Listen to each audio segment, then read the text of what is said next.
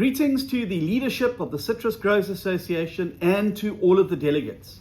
Good morning, and it is a huge pleasure and honor to be with you and to be able to address you at this 5th CGA Citrus Summit.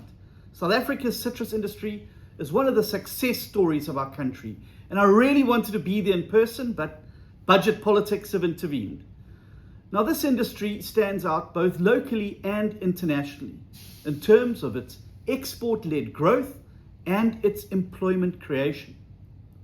Our country, as many of you already know, is the second largest citrus exporter in the world and accounts for around 10% of global exports. 2/3 of citrus production is exported as fresh fruit, generating 95% of total citrus earnings per annum and supporting substantial job creation opportunities.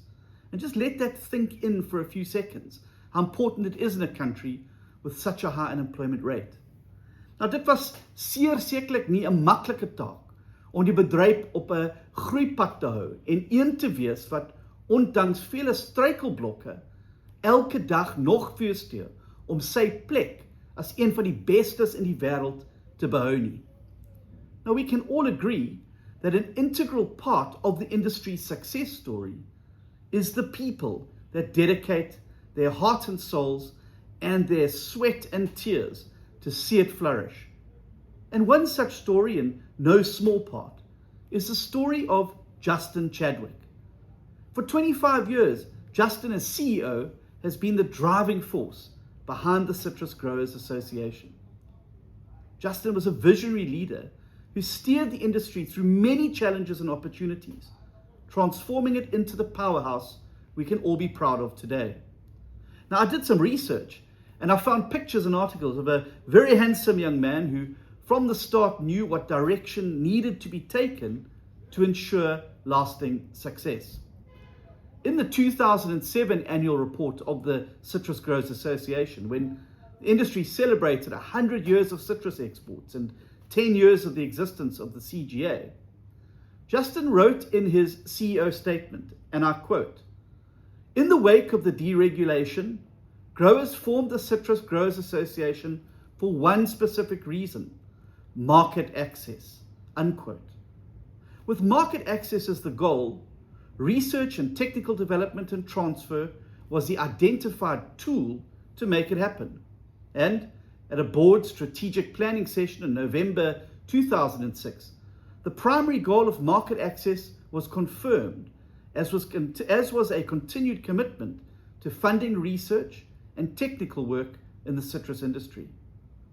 Since those early days, growers have identified a number of additional requirements from their association, and this has resulted in resources dedicated to transformation, information, representation, and communication.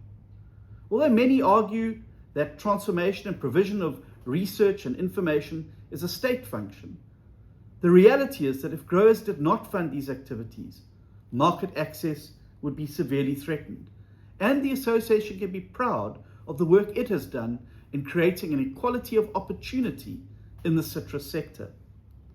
A comparison of the accessible global markets for Southern African citrus products as compared to other fruit types illustrates the point. Citrus is now exported to just about every country around the world, while other fruit types are restricted to a few markets, and most export in excess of 80% of their product to the European Union. When we look back, we can see a landscape completely transformed. 25 years ago, our citrus exports were significant, but they were a far cry from the global force that they are today. And we've witnessed, through the incredible work of the CGA and the growers and the farmers and the workers, a dramatic increase in production volumes, expansion of orchards, and embracing of new technologies. This growth has fundamentally boosted our export earnings and created countless jobs in our rural communities where we need them most. We've also been able to strategically diversify our export markets, bringing the wonderful taste of South African sunshine to millions around the globe. We've also invested heavily in research and development, ensuring that our citrus meets the highest international standards and that our growers and associations are at the cutting edge of modern advancement. We've recognized the importance of sustainable practices, working to minimize our environmental impact and ensure the long-term viability of the citrus industry. Justin fostered an environment of collaboration, bringing together growers, exporters, researchers, and government officials to work towards a common goal. Today, South African citrus stands as a cornerstone of our agricultural exports. The baton to this incredible sector is now handed over to Dr. Gqeberha, and we are very proud of the achievements by Dr. Gqeberha. After all, he does come from the Agriculture Department's Directorate of Biosecurity. He has the experience and the leadership qualities that will help to grow the sector even further. And he can count on the support of the Ministry and the Department to explore and develop new markets, particularly in Asia, the Middle East, and India, to further enhance our competitiveness by investing in value-added products such as juices, oils, and processed citrus, embracing cutting-edge technologies such as precision agriculture and automation to improve efficiency and sustainability. Together, we will continue to address challenges such as logistical bottlenecks, climate change, and biosecurity risks. And there will be no bigger advocate for this sector than the Minister himself. And I look forward to working with all of you to take this citrus sector in South Africa to new heights. Together, we can invest in our people, empowering them with the skills and knowledge that they need in order to succeed.